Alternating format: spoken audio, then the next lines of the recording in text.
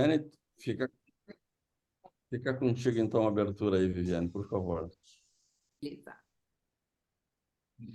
Olá, boa noite a todos. Sejam muito bem-vindos a mais uma reunião das UTIs integradas.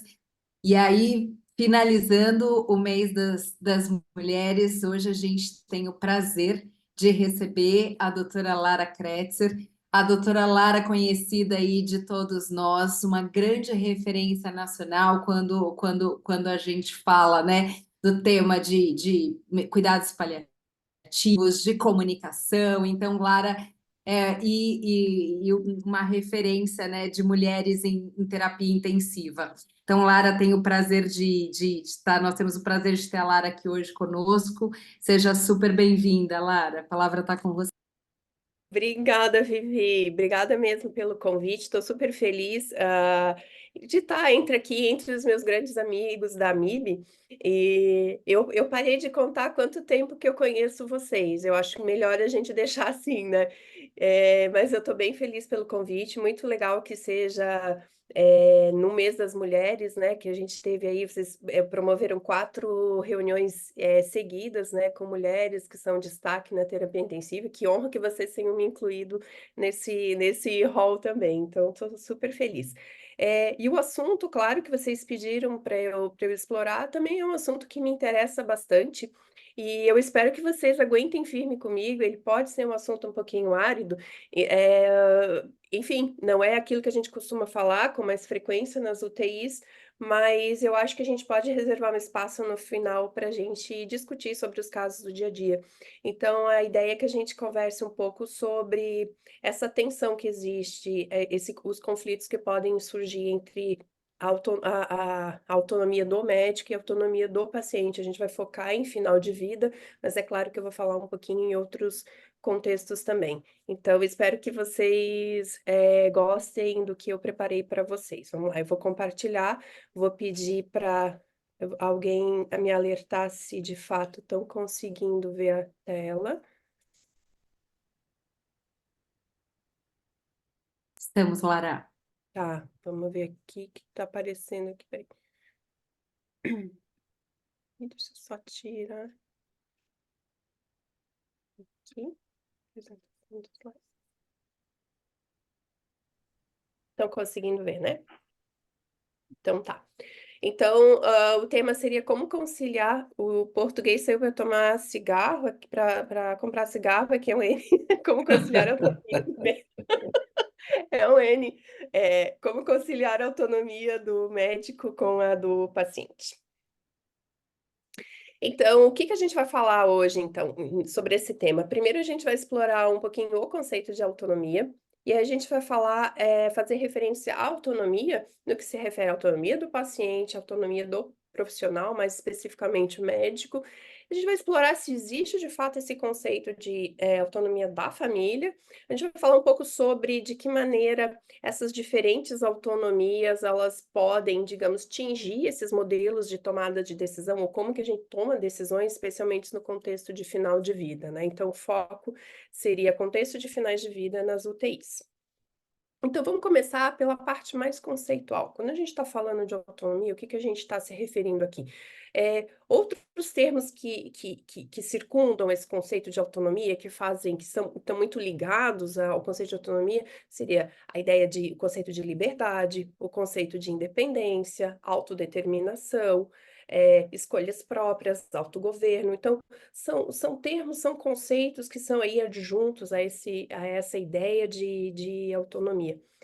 E eu, que tenho ali uma certa tendência kantiana, trouxe então, em filosofia do direito, mesmo sociologia, enfim, a gente vai ver várias definições de autonomia, várias escolas que vão falar de autonomia de uma forma ou de outra, de uma maneira mais crítica ou menos crítica. Algumas vão dizer que isso é super importante, que é um conceito super importante, especialmente na sociedade ocidental, né? Isso é muito, é um conceito bastante importante, outros já vão ser muito mais críticos à ideia de autonomia, vão criticar, vão dizer, será que isso existe mesmo? Mas então vamos lá, isso aqui não é uma aula de filosofia, então a gente vai falar, eu vou trazer aqui uma perspectiva kantiana, porque eu acho que ela vai ter um link bem interessante com o que a gente vai falar um pouquinho mais lá na frente. Então diz o Kant que a autonomia seria a capacidade da vontade humana de se autodeterminar, segundo uma legislação moral por ela mesma estabelecida, livre de qualquer fator estranho ou exógeno como a influência subjugante, tal como uma paixão ou uma inclinação afetiva incoercível. Então, o Kant está falando aqui que é a capacidade de autogoverno de fazer escolhas próprias de acordo com a nossa perspectiva moral, de acordo com aquilo que a gente julga que é moralmente apropriado, sem se deixar levar por paixões ou inclinações outras. E quando ele fala de coerção, não é só uma coerção externa de uma pessoa, de um grupo, mas a coerção das próprias paixões, das próprias vontades, aquilo que vai ser melhor para mim, mas que fere, digamos assim, a perspectiva própria, a perspectiva moral própria que a gente tem. Também está a autonomia, agora vindo um pouquinho mais para a questão mais legal, digamos assim, ou a perspectiva constitucional, digamos assim, está muito ligado ao conceito da dignidade da pessoa humana. Também fala que faz referência à liberdade de cada pessoa, que deve ser resguardada como algo importante, direito e sobre o direito de decidir sobre o que cada cidadão, sobre o que cada pessoa julga ser melhor para si própria, a ideia de autogovernabilidade. Claro que existem condições para o exercício da autonomia. Então, para que a gente diga que exista realmente uma autonomia verdadeira, uma capacidade legal de ser autônomo, o exercício legal da autonomia, ele pressupõe não só legal, mas mesmo ético, né? Primeiro, eu preciso ter a capacidade de decidir, ou seja, eu preciso ter compreendido todas as informações que me sejam, que estejam ao meu alcance da forma mais completa e clara possível. Então, eu preciso ter o acesso à informação, ser informada daquele contexto, que possa ser importante para que eu tome uma decisão de fato autônoma. E eu preciso ter a liberdade de decisão, ou seja, a ausência de interferências ou de coerções externas. Aqui é muito parecido com o que o Kant estava falando, né? Que então a decisão ela tem que ser independente de qualquer forma de interferência ou de coerção externa. Então, eu preciso ter acesso às informações que eu preciso para poder, de fato, decidir livremente.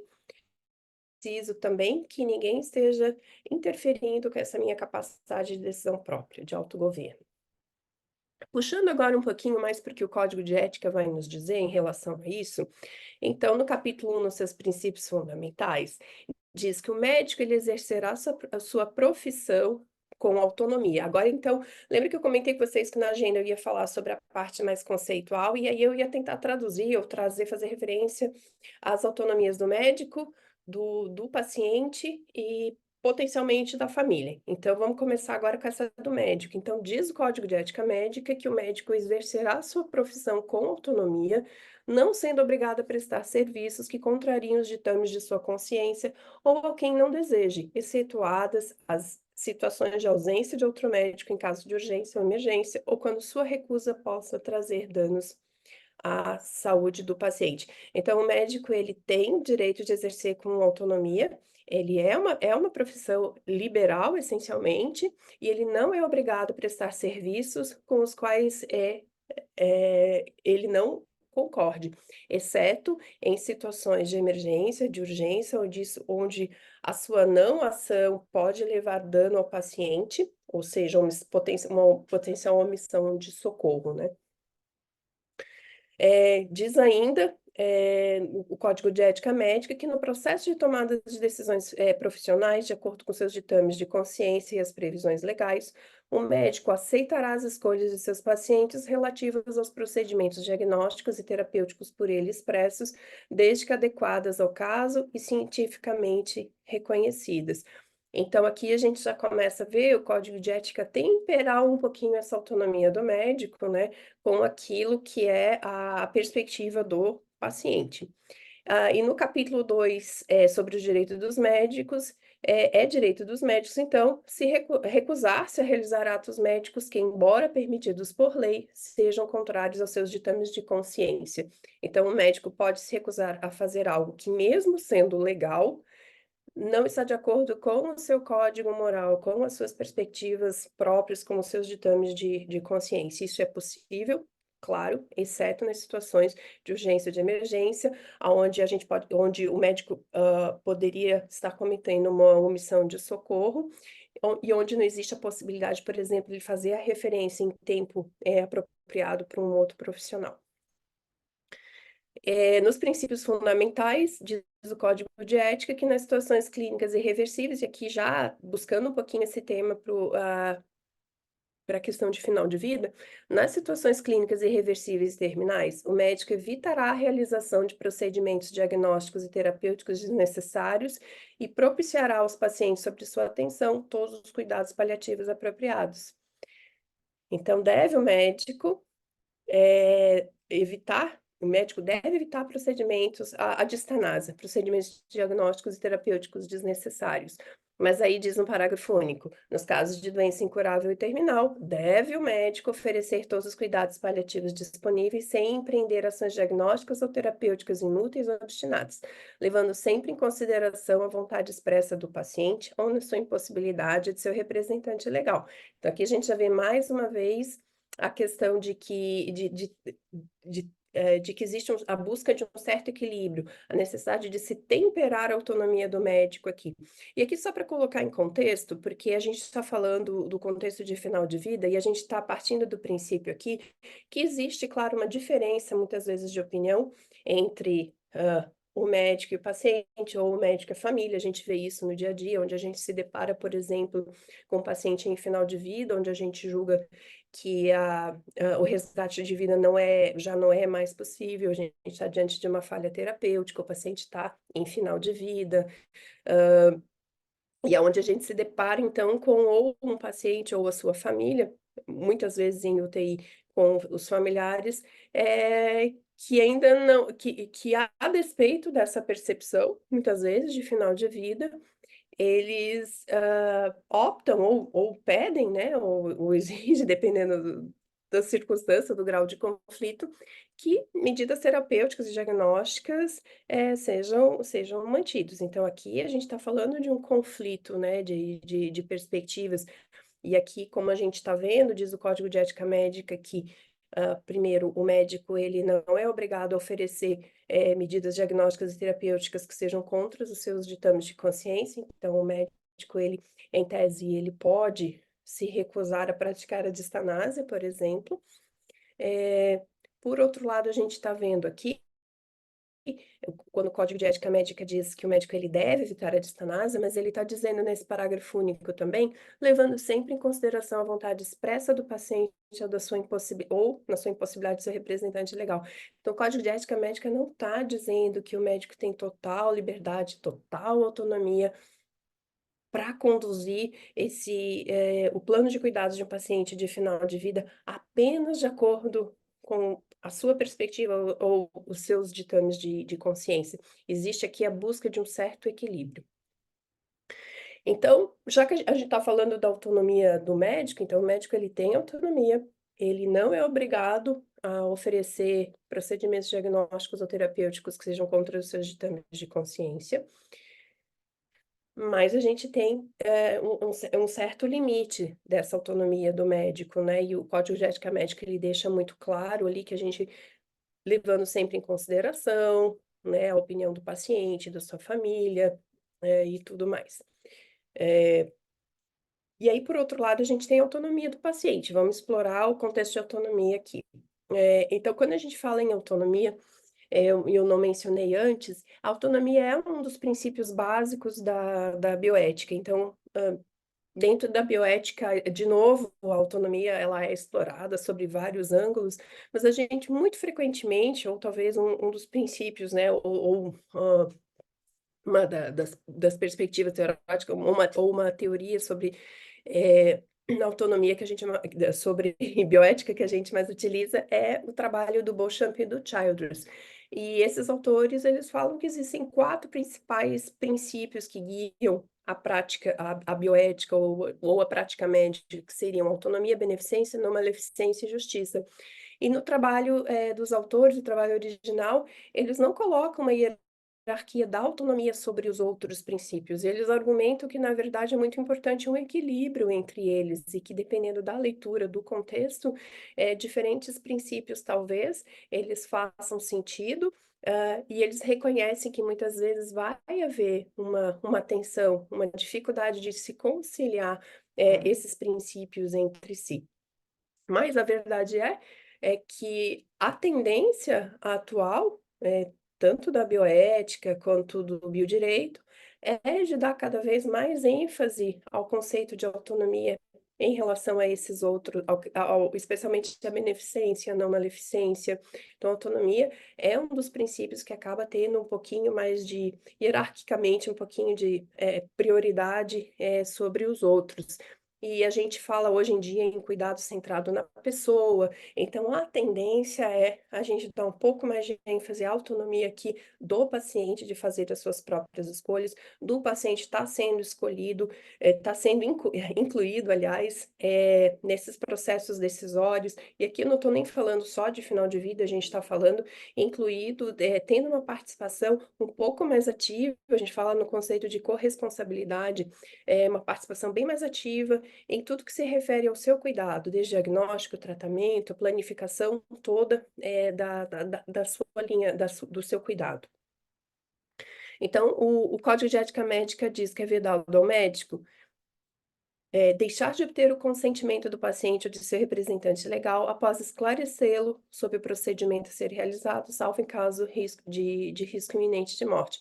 Então, aqui, uma das maneiras de se assegurar que o paciente ele possa exercer a sua autonomia, de que a voz do paciente ela vai de fato estar sendo ouvida, é assegurar que o consentimento do paciente esteja sendo obtido para toda forma de procedimento, exceto, claro, em risco iminente de morte, onde não haveria tempo hábil para isso, e a prioridade, claro, é salvar a vida do paciente sempre.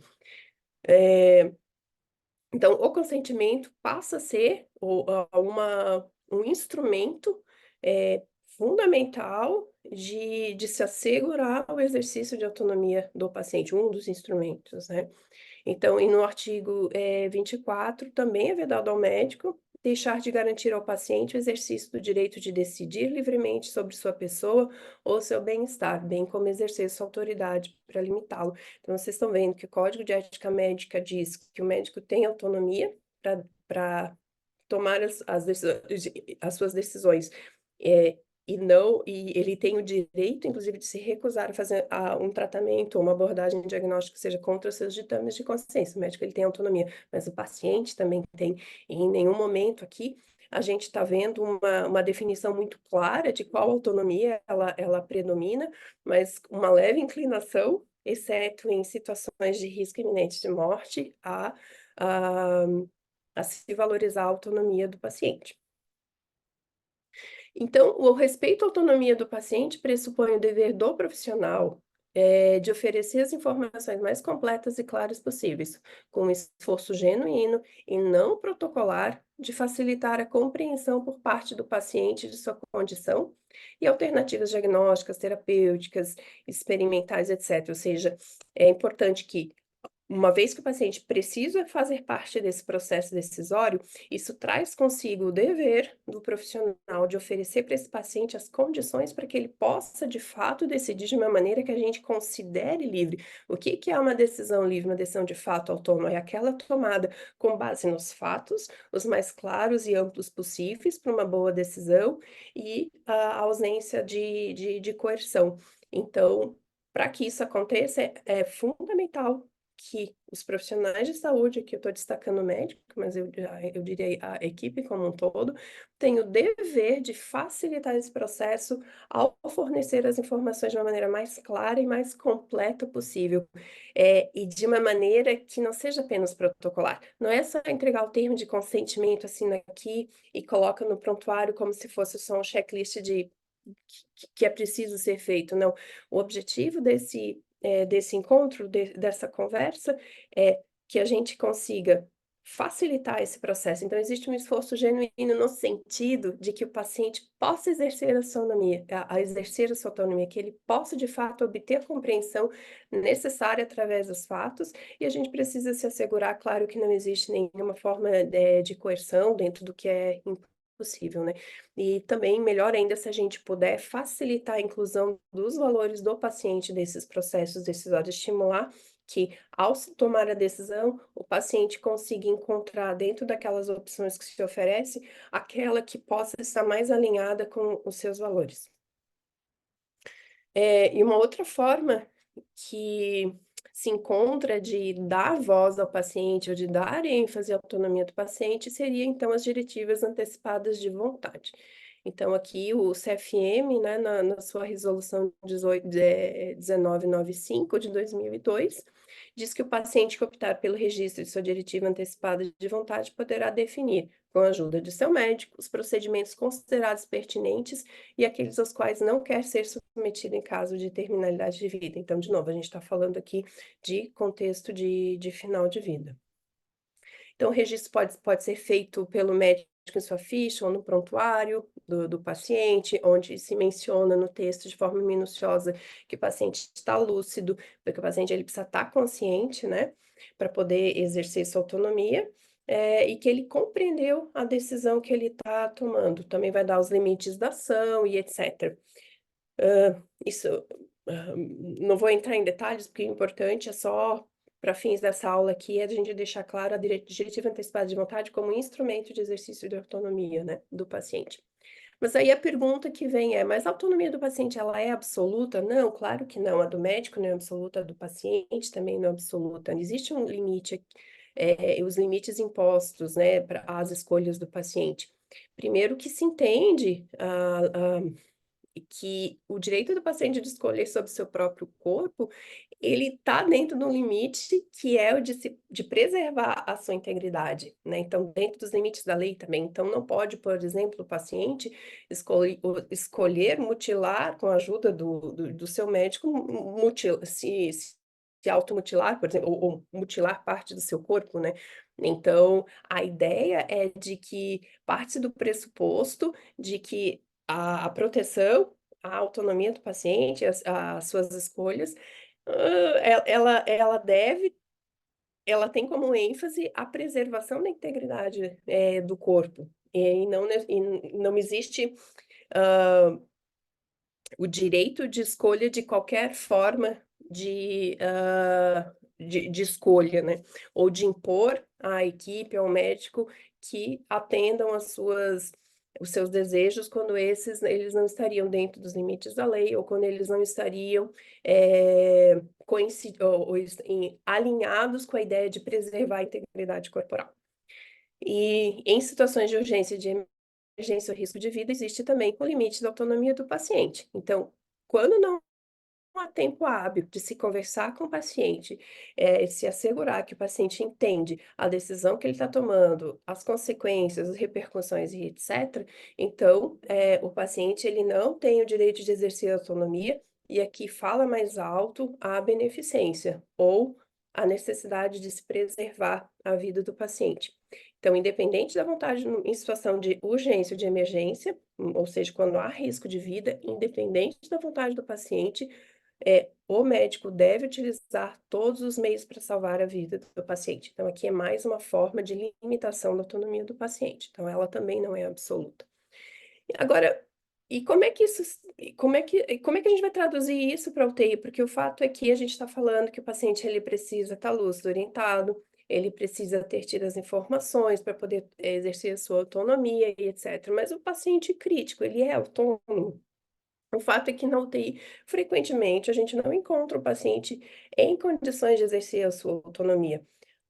Claro, aqui tem a questão da idade, no caso dos pacientes pediátricos, né, que os menores de idade, que eu não vou entrar tanto no mérito aqui, mas existe o limite do paciente que está, por exemplo, com comprometimento das suas capacidades cognitivas, e existe o próprio limite imposto por condições de emergência ou de urgência, mas também existe um outro elemento aqui, que é o de final de vida. De que maneira que o final de vida, assim como as condições de emergência e urgência, moldam um pouco esse processo ou limitam essa autonomia do paciente. Então, nas situações em que o paciente ele não tem capacidade de decidir, porque ele não está lúcido, não está orientado, ele está em delírio, ou seja, ele não tem capacidade de escolha sobre si próprio, a gente vai ter que ver aqui duas situações diferentes. A gente tem uma situação que seria, o paciente está numa situação de urgência ou emergência, ele está sob risco de vida. Neste caso, aí vamos explorar um pouquinho mais.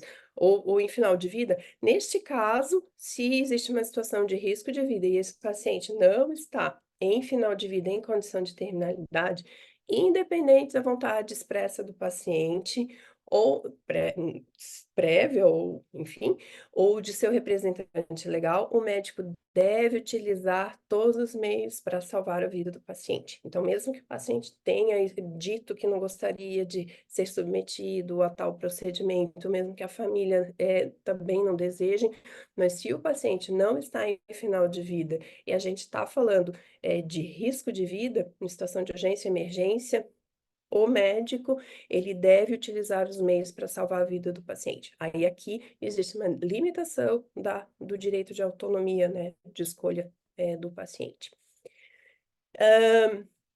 E em situações de final de vida, ou seja, o paciente ele não pode escolher sobre si próprio, mas ele está em final de vida.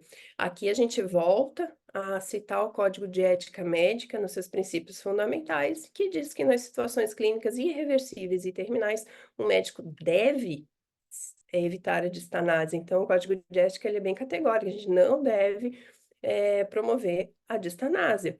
Por outro lado, tem aquele parágrafo único que diz que a gente deve sempre levar em consideração a vontade expressa do paciente ou na sua impossibilidade do seu representante legal. Então, o Código de Ética Médica, ele pede que, apesar do contexto de final de vida, que a gente precisa conversar e levar em consideração a vontade do paciente e do seu representante legal. Então, o que a gente está falando é que no paciente crítico, frequentemente, porque ele não vai estar em condição de exercer a sua autonomia, de fato, a gente tem a autonomia do médico, a do paciente, ela é limitada aqui, porque ele não tem a consciência, né? Então, aqui a gente começa a falar muito do papel da família nesses processos decisórios. Então, a família passa a ter uma relevância bastante grande. Só que aí quando a gente fala em autonomia, o tema da aula é autonomia, só que a família ela não tem autonomia. Então a família não é como se ela herdasse ou assumisse a autonomia do paciente uma vez que ele tenha perdido a consciência. A família não tem autonomia de decisão, ninguém tem autonomia de decisão sobre o outro. O que existe e o que se pede da família é que eles sejam decisores substitutos do paciente. E as decisões substitutas que eles vão tomar em nome do paciente devem ser baseadas nos melhores interesses do paciente. Então, não é como se eles herdassem o direito de decidir o que bem entenderem. É importante entender que eles têm o papel de decisores substitutos. Eles não são ninguém é autônomo em nome de alguém, não faz nem sentido, não é autonomia. O que existe é o papel de decisão substituta e essa decisão ela deve ser baseada nos melhores interesses do paciente. E a gente sabe, no entanto, que isso não é tão fácil em UTI, em contexto de final de vida ou de risco de vida. Sempre é muito difícil, as emoções predominam sobre a capacidade, muitas vezes, até de entender factualmente o que está acontecendo. E a gente sabe que alguns fatores vão dificultar o papel decisório de familiares, como presença de dificuldades financeiras, conflitos intrafamiliares, múltiplos tomadores de decisão da família, desconhecimento das vontades prévias do paciente. Então, está tudo um pouquinho confuso, né, para os familiares. Por outro lado, a gente também tem aquelas situações que podem ajudar, como familiares que vivenciaram situação prévia, ter uma rede de apoio espiritual e religioso, ter boa rede de apoio familiar, saber as vontades prévias do paciente, tudo isso pode ajudar também. Mas o que importa, em última análise, é que esses elementos todos, eles não impeçam a família de entender o seu papel de decisão substituta baseado nos melhores interesses do paciente. E aí, como que a gente traça esse processo decisório é o X da questão aqui. Então, a grande pergunta que a gente vai fazer, uma vez a gente está falando que existe aqui um conflito de autonomias, né? O médico ele tem autonomia de conduzir um tratamento não distanásico ou um plano de cuidados não distanásico, por exemplo, mesmo quando existe um paciente ou uma família exigindo o contrário, tem essa família, esse paciente, a autonomia de exigir que uma terapia obstinada seja implementada. Pode o médico, então, numa circunstância como essa, se recusar baseado nos seus ditames de consciência ou não, vou oferecer um tratamento que moralmente me incomoda. Então, o que a gente está perguntando em última análise é essa: quem decide numa situação como essa? A gente está numa circunstância como essa que não é incomum nos nossos UTIs, então qual a autonomia aqui que vai prevalecer? Então, a gente está falando mesmo de um processo de tomada de decisão. E esse é um processo que, acima de tudo, ele e deve ser colaborativo. Ele é um processo profundamente ético e deve ser um processo centrado no paciente. Então, independente do paciente estar consciente ou não, mas não há dúvidas que quando o paciente está inconsciente, é importante que a gente mantenha o foco naquela pessoa. Então,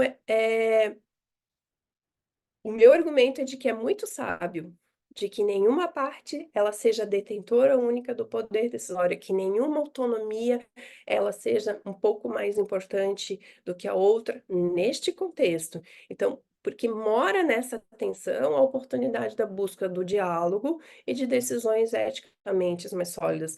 Se apenas um lado tivesse a detenção do poder decisório, talvez a gente fosse tomar decisões piores. É justamente na tensão que existe entre a autonomia do médico, a autonomia do paciente, o direito do paciente de fazer suas escolhas, o direito da família de ser o decisor substituto, de defender os melhores interesses do paciente, o direito do médico à recusa de oferecer tratamentos que são contra os seus ditames. É nessa tensão que mora a oportunidade do diálogo e da busca por uma decisão que seja eticamente mais sólida. Então, quando a gente fala em tomada de decisão em circunstâncias como essa, a gente está falando aqui de um espectro que vai desde de um processo decisório paternalista, onde é o médico ou a equipe que toma a decisão, independente da opinião do paciente, dos seus familiares, que isso cada vez menos é possível de se defender publicamente, digamos assim, a opção paternalista. Hoje em dia isso não faz sentido, a gente fala em medicina centrada no paciente, a gente fala em autonomia no direito das pessoas tomarem as suas decisões.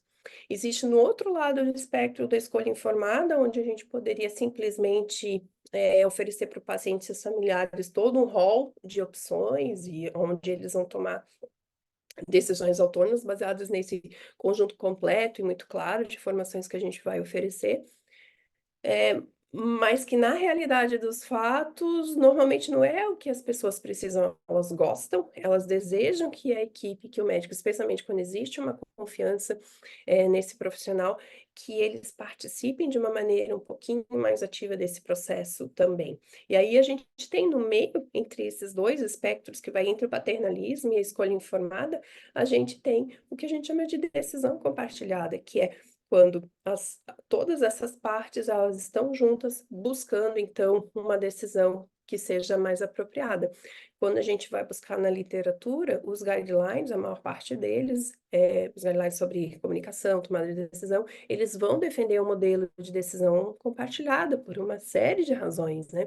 Então, o compartilhamento, ele é sempre um bom ponto de partida, ele é o ponto de referência ético, moral, mesmo empírico, porque a evidência é que esse compartilhamento ele traz melhores desfechos. Eu não vou entrar nesses detalhes, né, desses estudos, mas mesmo empiricamente seria o melhor ponto de referência aqui.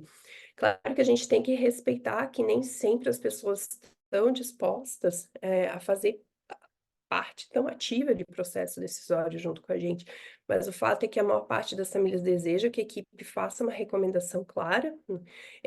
Alguns familiares, a maior parte dos familiares, eles vão apreciar a honestidade quanto ao prognóstico, mas algumas famílias não vão desejar fazer parte da decisão em si. Agora, outras, elas vão esperar de ter o direito decisório exclusivo, elas vão achar que é a sua decisão a que deve necessariamente prevalecer, mesmo que a equipe possa ter uma opinião diferente. Deixa eu passar isso. Mas acima de tudo, o que é preciso entender é que, embora o objetivo seja o acolhimento da família, de seus valores, é importante que a gente não perca o foco no paciente, nos seus valores, seus desejos prévios e nos seus melhores interesses. Em última análise, quando o paciente não pode participar, o que a equipe e que a família está fazendo é tomando decisões substitutas baseadas nos melhores interesses do paciente. Então, o trabalho que a equipe está fazendo é o de facilitar que a família consiga entender o seu papel decisório e consiga decidir baseado nos melhores interesses do paciente e não baseado em outras, nas suas opiniões pessoais ou em circunstâncias outras. E ajudar pacientes e familiares a navegar esse processo decisório ou decisório substituto, no caso dos familiares, né? Decisório que seria no caso dos pacientes familiares, decisório substituto, que tendo o paciente como foco, ou seja, seus melhores interesses, é papel de uma equipe multidisciplinar de terapia intensiva, que é bem treinada para isso e cujo cuidado ele seja de fato centrado nas pessoas, nos seus valores individuais. E o meu argumento aqui é que bom que nenhuma autonomia predomina aqui. É muito importante a busca desse equilíbrio, que nenhuma autonomia seja mais importante do que a outra, porque reside justamente na tensão entre os indivíduos autônomos que coexistem, né? A oportunidade da reflexão dialógica que busca uma perspectiva além de si própria, além da opinião de cada um, e que tem como objetivo a busca por decisões eticamente mais sólidas, mais prudentes e com as quais a gente possa conviver melhor, né? Possa coletivamente conviver melhor. Então, deixa eu parar de compartilhar. Então, seria isso. Espero que não ficou muito árido essa discussão meio bioética, meio legal e tudo mais, mas enfim, vamos lá. Clara, super obrigada, viu, pela apresentação, pela reflexão, né? Mais do que tudo, eu acho que é um dilema aí que a gente, quem trabalha na terapia intensiva, convive todos os dias. Então, queria abrir para perguntas. O Luciano está com a mão levantada. Luciano, fica à vontade. Hoje você não vai deixar ele esperar, né, Vivi? Hoje eu já fiquei bem atenta, Não porque teve na semana problema nenhum, passada, imagina. coitado do Luciano, Ainda ficou caiu o horas com a sinal mão ainda por cima. levantada. Não, olha, muito obrigado pela hora. Eu tenho uma pergunta desses últimos slides aí. Não estamos preparados ainda para decidir. Você acha, Lara, pela excelência da aula que você deu, teria valor o médico, frente a um caso muito grave, chegar para a família e falar assim: olha, pode ser que não dê tempo de vocês tomarem uma decisão, porque a situação é extremamente grave e na hora que vocês decidiram a coisa já se resolveu. Você acha que vale a pena falar assim ou é muito indelicado para falar assim? É uma pergunta que realmente sempre me... Bem legal. que é grosseiro, né? Chegar bumba, né? Na família. Muito obrigado.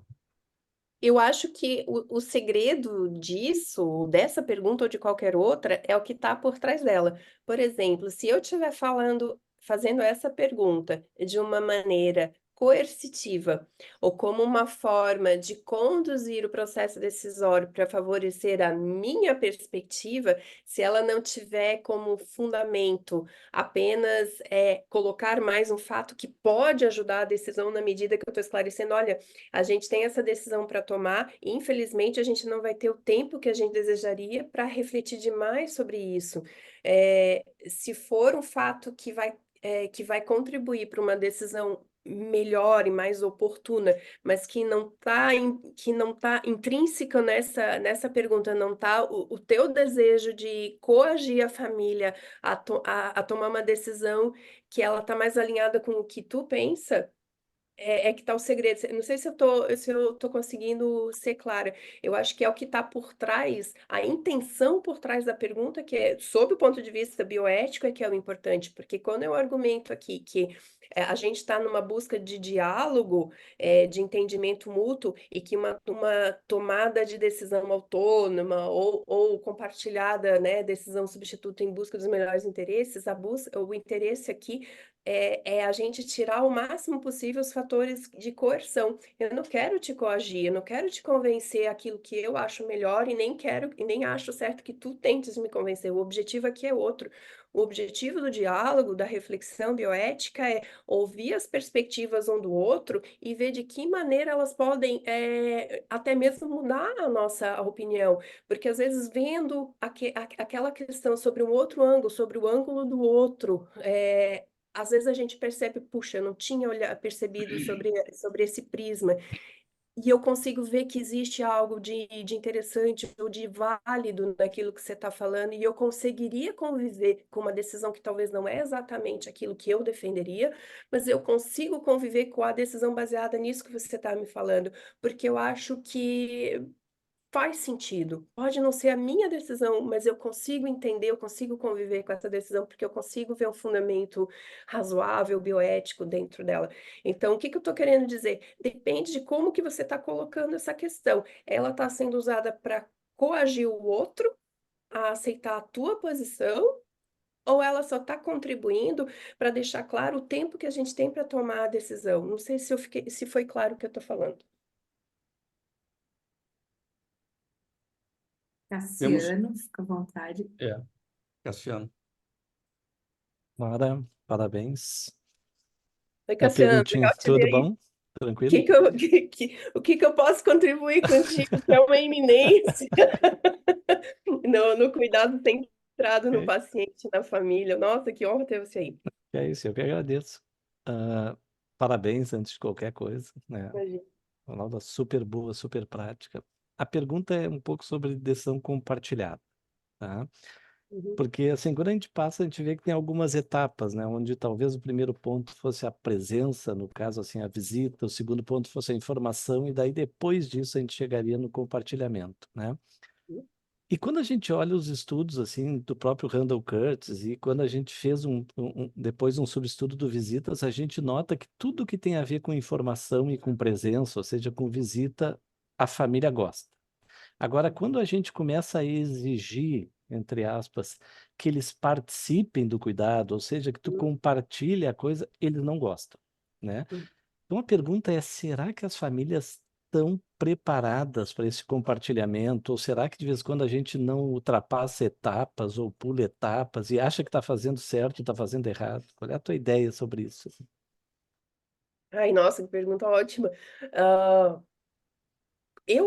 Muito provavelmente a maioria das nossas famílias não estão tão preparadas assim, nem para processos de tomada de decisão de final de vida, e nem sempre para serem corresponsáveis pelo desenho do plano de cuidados. Eu acho que não.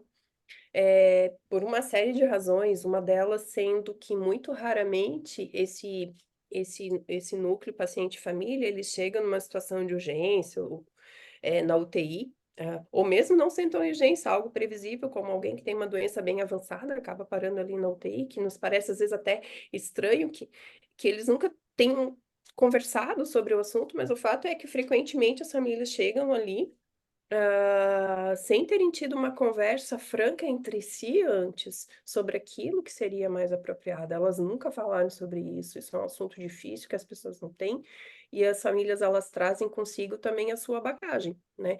Então eu botei 2 slides ali, condições que facilitam, condições que dificultam, e entre essas situações que dificultam vão estar, por exemplo, conflitos intrafamiliares. Elas não estão preparadas porque são famílias, digamos assim, eu vou usar a palavra disfuncional, ou que tem conflitos entre si. Conflito toda família tem, mas tem umas que têm realmente situações disfuncionais que realmente são difíceis da gente conseguir contornar num período curto de tempo. Lembrando que, de qualquer forma, nem é papel da função, não é papel da equipe resolver o problema da família, né?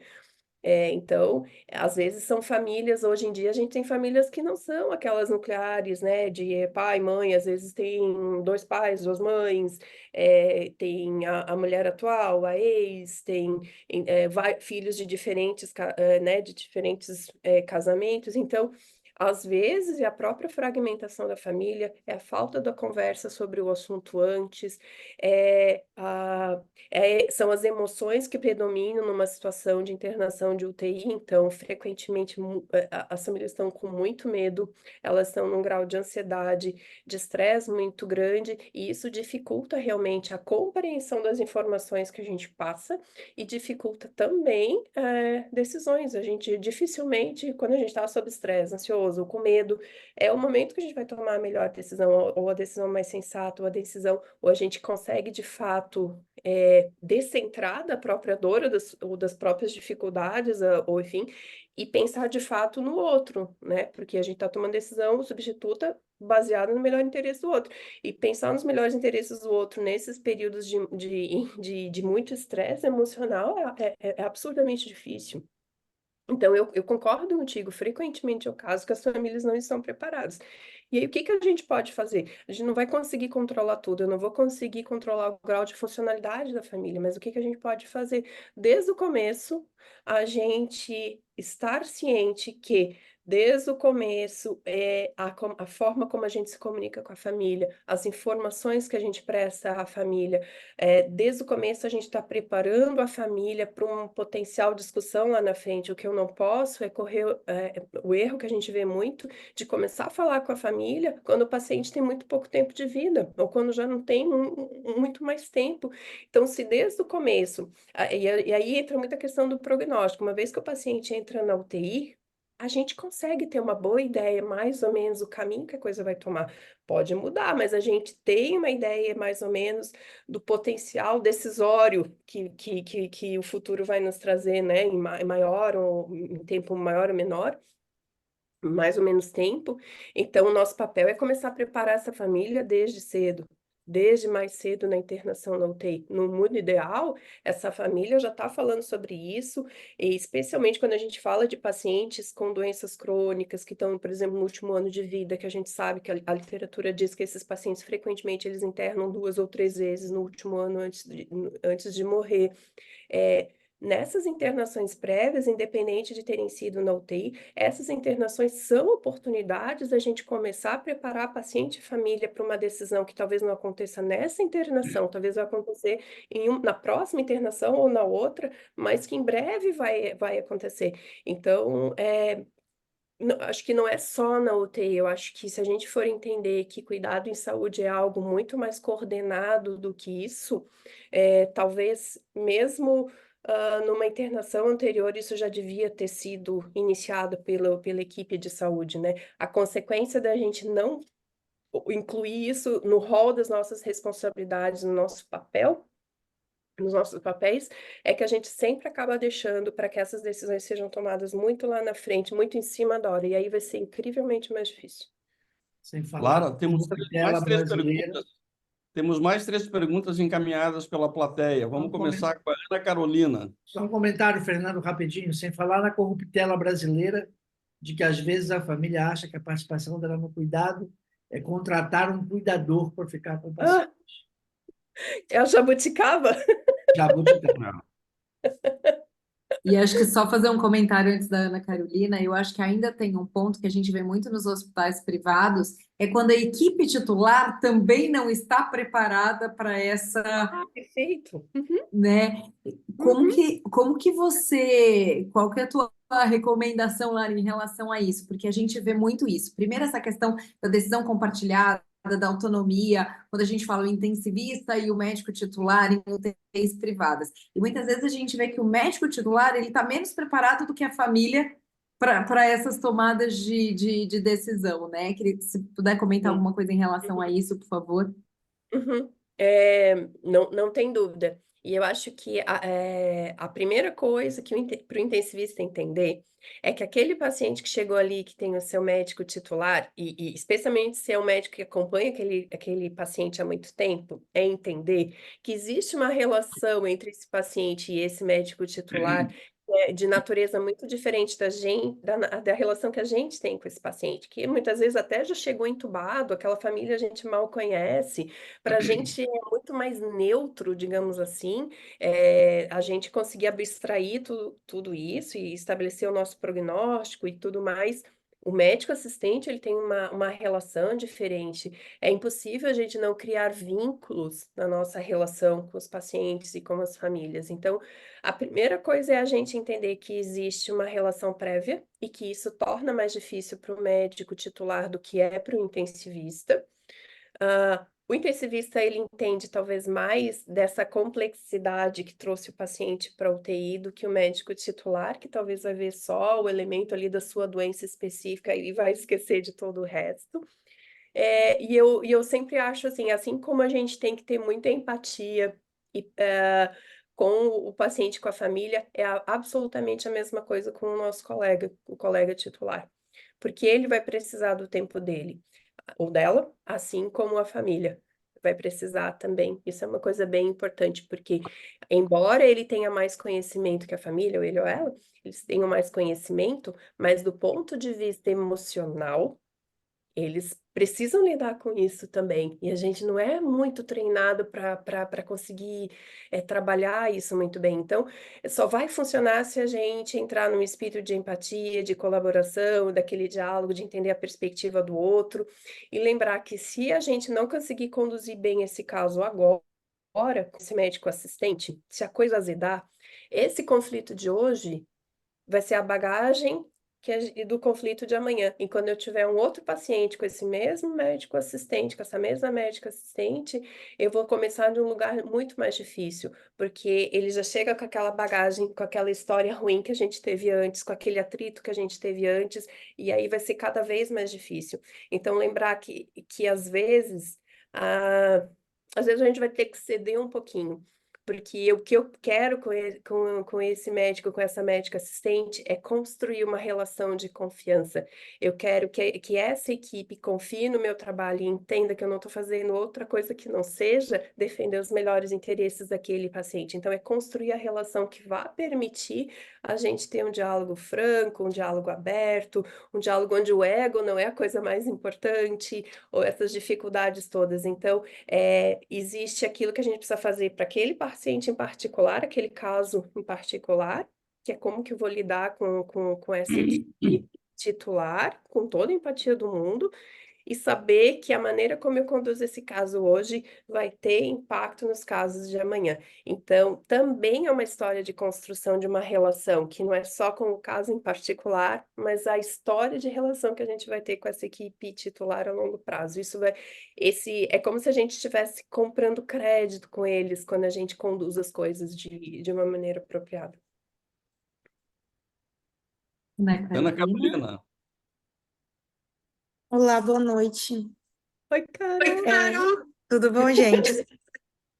Bom, eu tenho, na verdade, é sempre uma grande angústia, né? Quando a gente trabalha com um paciente que está próximo ao seu processo ativo de morte, né? E ele expressa alguns tipos de desejos que às vezes vão contra o que a gente acredita, né? Eu passei em duas situações particulares, uma bem polêmica, por sinal, em relação a um testemunho de Jeová, junto com a sua família, e que realmente me fez ver o quão hipócrita às vezes eu sou, do tipo do que eu estudo, do que eu prego, mas na hora H parece que você, por conta dos seus valores pessoais mesmo, você deixa isso um pouco de lado. Mas assim, eu peguei um caso que mexeu muito comigo, que foi de um paciente que abriu um quadro de leucemia aguda, uma HB de 3,5, totalmente lúcido, desaturando, mas assim, sem esforço respiratório, né, por conta de realmente não tinha sangue ali, né, para perfundir aquele paciente, mas a todo tempo, apesar de sonolento, bem lúcido, bem orientado, a família também negando, né, a transfusão, o tratamento necessário para ser realizado, porque ele precisava de uma transferência para Belo Horizonte, para o hospital referência para o tratamento oncológico. Só que ele não iria conseguir fazer um transporte sem a transfusão que estava sendo negada. Partiu para muitos lados, principalmente o jurídico, mandado de segurança, do pátio do hospital, onde a promotora foi lá, levou uma liminar para ele falando da questão que ele precisava receber a bolsa, né, de sangue, e ele recusou até em assinar, receber a promotora, enfim. Foi uma coisa assim que mexeu muito comigo, porque às vezes, por conta de crenças religiosas, e eles sempre colocarem como a salvação de Deus, se Deus permitir, ele vai ser salvo, sendo que quando a gente coloca numa balança assim, a gente coloca as nossas crenças contra as dele, e a gente às vezes vê que não é muito bem assim. A minha maior dúvida, na verdade, é esse limite, porque isso é um assunto, esse é um exemplo em especial, mas até aquele paciente, assim, que na época do Covid, que queria tentar, quando não sabia se venir podia, quando entubar antes, depois, e que queria tentar, você já via que não dava mais, mas ele queria tentar, e você, sabe, você sempre entra nessa situação de, será que dá mais? Será que eu... Então, assim, isso é uma angústia, assim, diária minha, principalmente por conta da situação de se colocar no lugar daquela família, daquele paciente, o que diariamente, principalmente numa equipe de UTI, que é de plantonistas, que cada um pensa de um jeito, acaba que sobrecarrega sempre para aquela pessoa que se coloca nesse lugar de ajuda, né, e de escuta. E assim, eu tô aprendendo e eu queria realmente um apoio nessa Uma luz, parte. tá? Então, a primeira coisa, vamos falar do testemunho de Jeová primeiro. A primeira coisa que a gente precisa discernir aqui, a gente está falando de um paciente Sim. que está em final de vida e que por acaso também é testemunho de Jeová, que isso é muito importante. Ou a gente está falando um paciente que tem uma doença XYZ que não está em final de vida e que é testemunho de Jeová. Por que que isso é muito importante? Porque, como a gente estava falando, diz o Código de Ética Médica, e também é mais ou menos a tendência da lei entender que, uma vez que a gente está em final de vida, não existe omissão de socorro, porque a gente já reconheceu a finitude, o paciente já está morrendo. Neste caso, é absolutamente razoável a gente respeitar a vontade do paciente. Diz o Código de Ética Médica que a gente não deve ser obstinado, que a gente deve, inclusive, sempre levar em consideração as vontades expressas pelo paciente e seu representante legal. Agora, quando a gente sai da seara do final de vida, onde já se reconhece que não existe omissão de socorro, porque não existe socorro a ser oferecido, a pessoa já está morrendo, não vai fazer diferença a nossa ação. Agora, quando a gente sai dessa seara e a gente vai para a seara do paciente que está com uma doença grave em risco de vida e não em final de vida, aí agora a gente está falando de uma outra coisa, não é final de vida. Aí o Código de Ética Médica não está falando que de não, pelo contrário, ele não está falando que você deve ouvir o paciente. Não, se é uma urgência, em uma situação de emergência ou de urgência, o médico, acima de tudo, tem o papel de salvar a vida do paciente. É o entendimento mais amplo da lei. Então, assim, a gente não pode confundir as decisões que são permitidas no contexto de final de vida com aquelas de situação de urgência e emergência. Isso é a primeira coisa. Agora, no caso do testemunho de Jeová, a gente também é importante saber que a pessoa tem sim o direito a fazer suas escolhas, ela não é obrigada a receber transfusão até o momento em que ela ou perde a consciência ou está em risco iminente de morte. Aí é a partir desse ponto que a gente passa, que aí a beneficência ou a necessidade de salvar a vida do paciente, porque a vida, de acordo com a lei, é um bem inalienável, inclusive pela própria pessoa, ela não pode não aceitar, digamos assim, um tratamento salvador nessas condições, entende? Então tem que diferenciar. A gente está falando em final de vida ou a gente está falando numa outra circunstância. Isso é uma coisa bem importante da gente entender. Neste caso, cada um vai ter a sua perspectiva em relação ao papel da religião e etc. Eu, particularmente, defendo que as pessoas devem ter o direito de tomar as suas decisões, mesmo que sejam decisões que eu considero absurdas, e mesmo que elas tenham como consequência algo tão ruim quanto a morte. Eu acho que num Estado democrático de direito, de pluralidade, de perspectivas de mundo, gente, cuidado em saúde é um direito, mas não é um dever. A gente não deve impor isso a ninguém. Então, essa é a minha perspectiva. Mas eu tenho que ouvir o que a lei me diz, o que o arcabouço legal me diz. Existe o limite daquilo que eu posso fazer ou deixar de fazer, que é o arcabouço legal. E quando responsável pela paciente, Lara, no caso familiar, eu tive um caso parecido com esse que ela te relatou. A menina morreu por uma hemorragia ginecológica, ela não queria receber, e o pai e a mãe, né, quando ela perdeu a consciência, também não deixaram ela transfundir. Mas Porque eles não. tem, Uhum. tem um responsável, né? Em tese, eles não podem decidir por ela numa situação de risco iminente de vida. Não, mas ela não queria previamente. Eu sei, mas quando ela chega no ponto de que ela perde consciência, ela está em risco iminente de vida, você até poderia. Normalmente o jurídico vai te orientar, a gente faz um acionamento especial para autorização e tudo mais. Mas a família não pode, mesmo tendo todos esses documentos, te impedir de salvar a vida dela, em tese. Tu não vai ser processado porque tu salvou a vida dela. Porque, em tese, quando ela perde a consciência, ela perde o poder de autonomia e está em risco de vida, a obrigação do médico é salvar a vida. Se a gente está numa situação que não é de terminalidade, uma condição de cuidado paliativo, de final de vida, né? Lara, É algo reversível.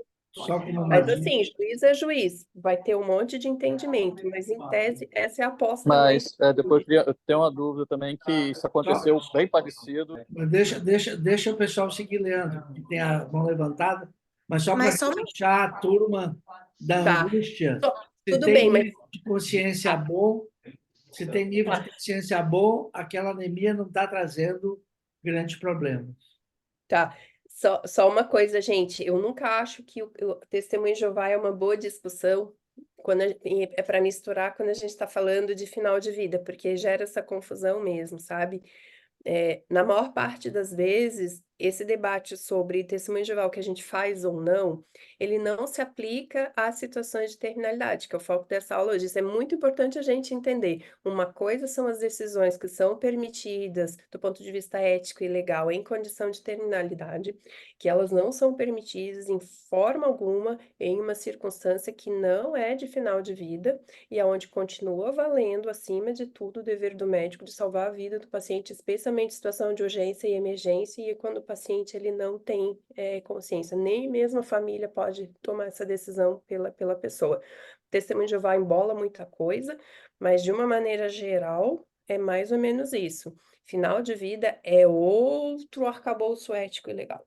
São coisas Ela- diferentes. Matheus, vamos lá, Matheus, que está concorrida a Lara, hein, Lara? Não, é o testemunho de Jeová que gera isso aí. Tô acostumada. Clara, Oi, boa noite. Matheus. Bom te ver, Foi querido. uma excelente aula. Cada slide dá uma aprofundada aí que você passou, de qualquer forma.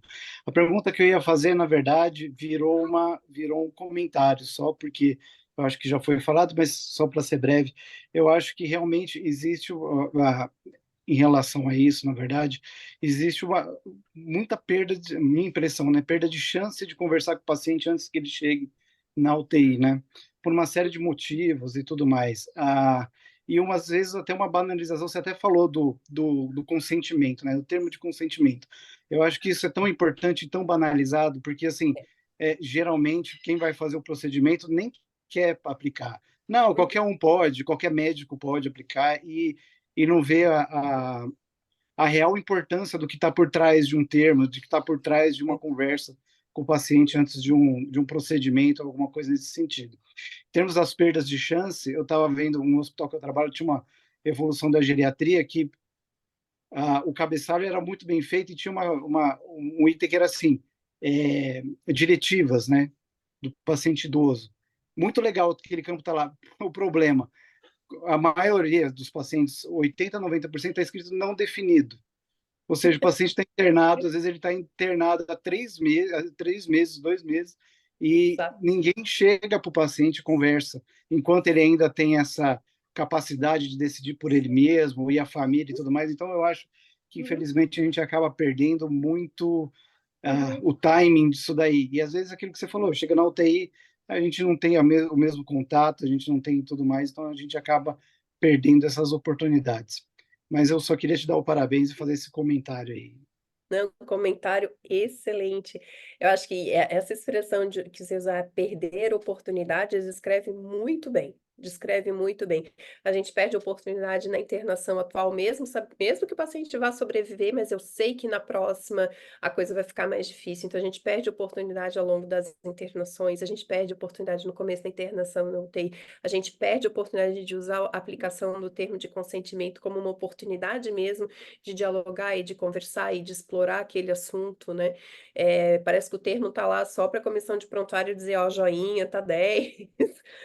Não na verdade, em tese, aquilo é uma oportunidade para você, de fato, explorar todos aqueles senões, né, com o paciente. Então, assim, fantástica a tua expressão de perda de oportunidade, porque é bem isso mesmo. Doutor Jorge Luiz.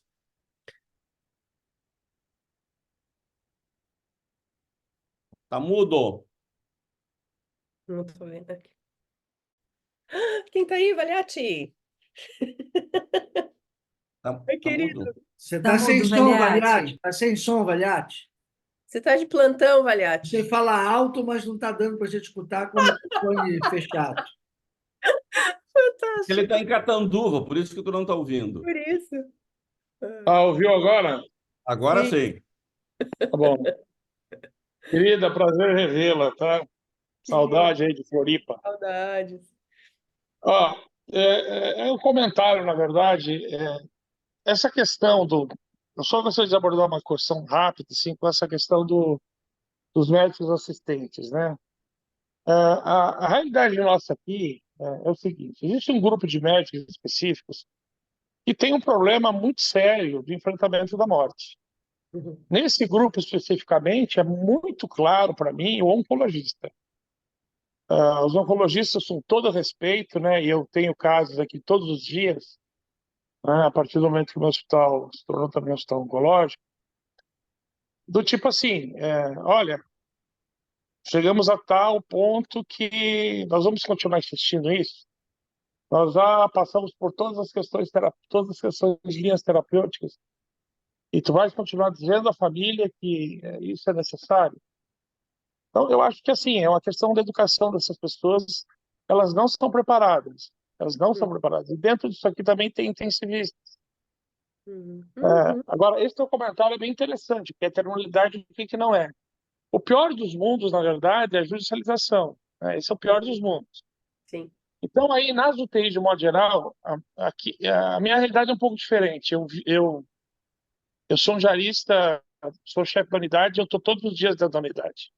E eu, geralmente, converso com as famílias. Uma parte das vezes, junto com os médicos residentes ou com alguém. Então, esse afastamento da família, o paciente que já está internado na terapia intensiva há algum tempo, existem critérios de terminalidade, né? Isso é uma situação mais fácil de conduzir, né? Porque você vem conversando com a família ao longo do tempo, a família vai colocando aquela sua questão, e eu acho que a obrigação que a gente tem é dizer que existem alguns limites, não no sentido de induzir, né? Que existem alguns limites. Sim. Que a partir daquele limite nós estaremos trazendo mais malefício do que benefício. Não é preservar aquilo que tu tá querendo dizer. Eu vou te dar um exemplo agora, nesse momento, tá? Eu estou aqui de plantão, realmente. Foi solicitada uma vaga da unidade de pronto-socorro, tá? Que é o seguinte, a história é o seguinte, é uma paciente com doença pulmonar obstrutiva crônica, em fase extremamente avançada, fazendo ventilação mecânica não invasiva, que eu não conversei com a pessoa ainda, com a paciente, ela não subiu ainda, mas que a família não deseja cuidados avançados do tipo intubação orotraqueal. Ela não quer isso. Mas, por outro lado, a pessoa que estava, obviamente, no pronto-socorro, ela não está, acredito, no seu juízo próprio, porque, ao mesmo tempo que ela fala isso, ela diz assim, será que não seria interessante indicar uma traqueostomia eletiva para que ela vá utilizar BiPAP, Bilevo em casa? Quer dizer, é uma confusão danada, né? Então, eu realmente não sei, né? Porque a gente não sabe. Esses são aqueles casos que você não sabe, né, o que está acontecendo, né? Uhum. E essa questão do médico assistente sempre achar que tem alguma coisa para fazer, porque primeiro assim, do ponto de vista teórico, os pacientes com terminalidade, uma vez esclarecida a família, colocada a família, eu só lembro que eles são classe 5 dentro da terapia intensiva, tá? Sim. E aí tem que fazer escolha mesmo. Se você tem uma unidade, você tem que fazer escolha, né? Você não tem como. Então, essa é a questão. Então, eu acho que existem médicos que realmente precisam passar por um processo psicológico de apoio, eles não aceitam a morte. Eu já tenho colegas aqui meus que já melhoraram, mas não aceitam. Uma coisa é você ter um paciente jovem que está com a dor, que não está, teoricamente, tem disfunção de múltiplos órgãos, mas você fica tentando imaginar que aquele prognóstico ali não vai ocorrer e você tenta fazer uma forçação de barra, né? Não é disso que a gente está falando, né? Uhum. Então, eu acho que essa questão. O problema é quando a família chega e o médico assistente, é ele só que conversa. Dentro da terapia não tem conversa. Muitos hospitais, isso acontece. No meu, aqui não acontece. E eu interno dentro do convênio e a unidade, inclusive, é a mesma dentro do sistema único. Quando você conversa todos os dias com a família e você vai conversando, explicando que as coisas vão piorando, que você pode estabelecer alguns parâmetros. Olha, vamos lá. Onde é que a gente para, né? Em que momento você para? O paciente não quer mais, né? A família não quer mais. E o oncologista continua insistindo. Eu tive caso essa semana, terceira reop com a pelve congelada. Nós vamos parar onde? Eu acho que essa função do médico, de esclarecer a família, o que a gente tem de perspectiva para ela, é fundamental, né? Uhum. É. Em relação ao testemunho de Jeová, eu vou te falar uma coisa. A minha experiência é assim: eu tinha uma mulher aqui internada com 3 de hemoglobina, e o Fernando colocou bem lá atrás. Ela tinha 3 de hemoglobina e ela tinha um enorme tumor de ovário. E o que aconteceu? Tumor cístico, e ninguém queria operar a paciente. E ela estava simplesmente com a frequência cardíaca de 90, uma pressão arterial mantida, né? Quer dizer, era uma paciente que vinha cronicamente, ela dizia assim: olha, eu preciso operar, mas eu não quero receber sangue, né? Eu acho que é o direito dela de não receber sangue. E não era até questão de terminalidade. Essa paciente foi operada, ocorreu tudo bem na cirurgia, então os médicos ficam tratando hematócrito, hemoglobina. Aqui caiu. E o pior, quando judicializa. Nós tivemos um outro exemplo aqui no pronto-socorro. Havia uma decisão sabida da família, da paciente, em estado de terminalidade, que ela não queria receber sangue, e o juiz foi acionado. O juiz foi acionado. E aí a transfusão foi feita. E a transfusão foi feita e entrou em paliativos 2 dias depois, né? E eu encontro, Catanduva é uma cidade pequena, tem 150 mil habitantes. E eu encontro o juiz, né? E é um juiz muito, muito bacana para conversar. Ele diz: essas coisas são difíceis, né? E aí foi feita uma transfusão sob ordem judicial, porque a família queria, e ela estava na situação de terminalidade. Isso, para mim, é uma aberração. Isso, para mim, é uma completa aberração. Então, eu acho que uma coisa é o doente que você está seguindo, outra coisa é o doente que você não está seguindo. O doente que você não está seguindo é complicado. Um outro jovem, por exemplo, que tinha 18, menos de 18 anos, e o pai não queria dar sangue.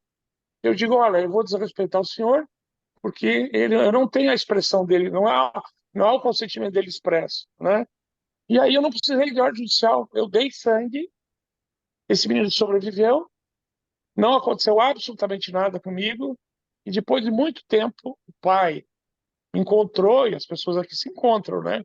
Supermercado e tal, e veio me abraçar chorando, dizendo: olha, muito obrigado pelo que você fez. Eu digo: não, você pode me processar. Agora, o senhor não tem direito de decidir sobre seu filho, que é menor de idade, né?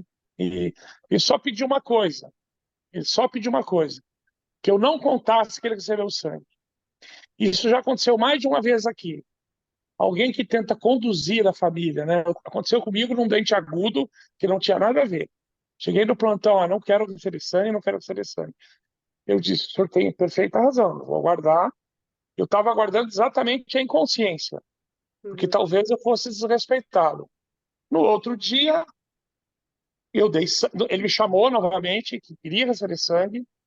Obviamente que eu aproveitei aí, botei hemoglobina para 12, E no outro dia a irmã dele chegou e me disse assim, a primeira coisa que ela me disse: o senhor deu sangue para o meu irmão. Eu digo: a senhora não tem direito de saber se eu dei sangue ou não. Quem tem direito ao acesso do prontuário é ele, né? Então eu acho que é basicamente isso. Agora, a decisão aguda, né, você faz e...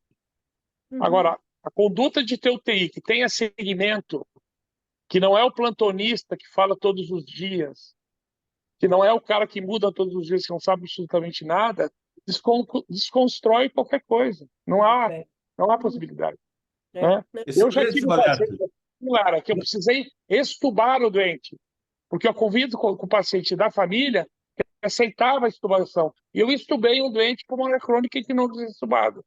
Já tinha conselheiro de família. E o colega, infelizmente, tubou o doente na madrugada. Muito bom. Lara, devido ao adiantado da hora, e depois de todas essas colocações do Valiati, eu acho que tu tem, pela tua capacidade de síntese, subsídio, assim, para encerrar essa tua brilhante apresentação. O que tu tem para nos deixar de mensagem final, Lara? Então, eu acho que duas mensagens eu queria. Uma que é muito mais da minha aula e outra do debate. A da aula, eu queria passar que a gente não deve ver o conflito, os embates das autonomias como algo ruim. Porque, de novo, eu vou insistir, é justamente nesse necessário equilíbrio, na tensão que existe a oportunidade da gente dialogar e tentar achar uma solução que é eticamente mais sólida e mais apropriada. Sempre que alguém tem o poder absoluto de decisão, a gente provavelmente vai caminhar para decisões piores. Então, em vez da gente ver o conflito como algo ruim, tentar ver o conflito como algo que pode ser positivo e que vai nos colocar no caminho de tentar achar uma solução com a qual a gente consiga coletivamente conviver. Outra mensagem, gente, é muito diferente o contexto de final de vida com o contexto agudo, em que o paciente tem chance de sobreviver. Emergência e emergência são situações diferentes. E a última mensagem que eu queria deixar, que vem muito dessa conversa que a gente está tendo, gente, os conflitos eles vão ser difíceis em qualquer lugar, não há dúvida nenhuma. A gente não vai aqui conseguir achar a melhor solução para a questão de testemunho de Jeová, para a questão do médico assistente, isso aí são coisas que todos os UTIs do mundo afora vivem, mas que o que é importante a gente entender é que a gente está falando aqui que é algo que vai muito além daquele cada caso particular que a gente está vendo. A gente está falando de algo que tem a ver com cultura, com treinamento de equipe. E toda vez que a gente fala de algo que é cultura, treinamento de equipe, etc., isso é algo a longo prazo que extrapola cada caso individualmente. Então, cada caso individual é uma oportunidade da gente crescer e a gente avançar e chegar no ponto em que a cultura vai ser essa, em que a gente vai estar, enquanto equipe de terapia intensiva, preparado para facilitar que esses processos decisórios sejam conduzidos da melhor maneira, em tempo oportuno, e que a gente saia de tudo isso com a sensação de que a gente conseguiu conduzir bem com a sensação de dever bem cumprido, de que a gente, de fato, conseguiu fazer um cuidado centrado e onde a gente esteve sempre defendendo os melhores interesses do paciente. Isso é uma construção, gente. A gente não deve se ater às frustrações de cada caso individual, mas usar cada caso como uma oportunidade de construir algo adiante. Isso é uma trajetória, é investir na transformação dessa cultura. Eu acho que esse é o passo que a gente tem que tomar, é a maneira como a gente tem que olhar para essas questões todas.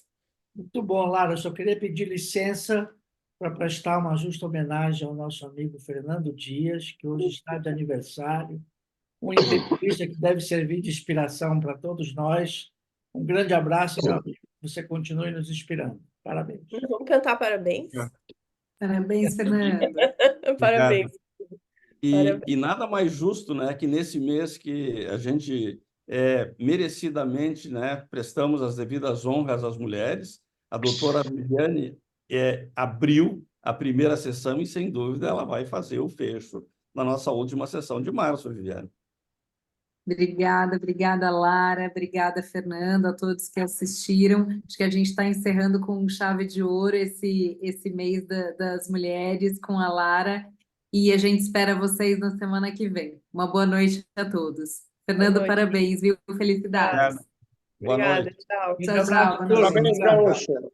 Tchau, tchau. Parabéns, Gaúcho. Saudações gremistas. Saudações Ô, tricolores. Valiati, que é isso, Valiati? Obrigado. Saudações tricolores. Tá bom. Ó, Obrigada, juventude. gente. Um abraço aí. Tchau. Tchau. Tchau. Beijo, Lara. Tchau, tchau. Beijo.